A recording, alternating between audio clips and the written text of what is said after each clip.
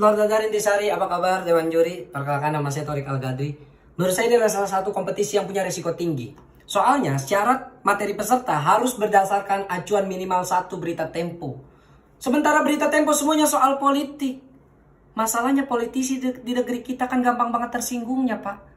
Saya terakhir kali stand up bahas politik, saya dapat ancaman. Katanya rumah saya mau diramein. Saya balas tapi, silakan.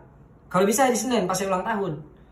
Di formulir pendaftaran kita diinformasikan bahwasannya setiap komika punya satu perlindungan, yaitu materi komika dilindungi dari ancaman UU ITE.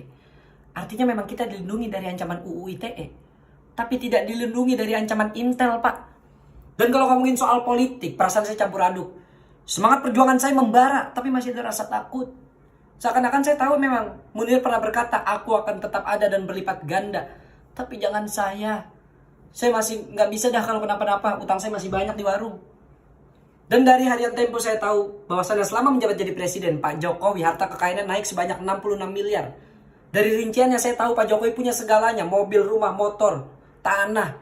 Kayaknya saat ini yang Pak Jokowi gak punya itu cuma satu, yaitu rasa malu. Di tahun 2022 bahkan kendaraan Pak Jokowi ada 8, 7 unit mobil dan 1 unit motor.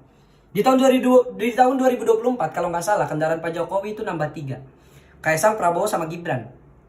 Tapi menurut saya yang bikin Pak Jokowi bahagia itu bukan harta kekayaannya, tapi anak-anaknya. Karena orang tua mana yang gak bahagia kalau punya anak sukses? Contohnya Mas Kaisang, bisa keluar negeri naik jet pribadi, walaupun katanya numpang. Menurut saya ini adalah alasan yang gak masuk akal. Karena setahu saya, yang namanya numpang kalau kan naik mobil, naik Jupiter. Yang satu lagi, Mas Gibran, anaknya jadi wakil presiden, bahkan mencatatkan sejarah sebagai wakil presiden termuda di Indonesia. Menjadi contoh bagi generasi muda seperti saya untuk sukses.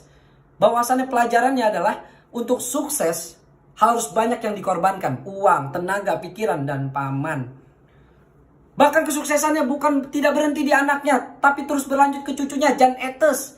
Digadang-gadang akan sukses punya jabatan. Awalnya saya pikir ini cuma bercandaan biasa. Tapi saya menjadi yakin setelah saya tahu Jan Etes menjadi sampul buku SD. Menurut saya Jan Etes satu-satunya caleg yang kampanye dari umur 8 tahun. Tapi saya respect sama Pak Jokowi. Beliau adalah seorang presiden yang dekat dengan rakyat, sederhana. Karena beliau, infrastruktur di Indonesia merata. Saya bangga sekali sama Pak Jokowi. Sayangnya satu, saya bohong.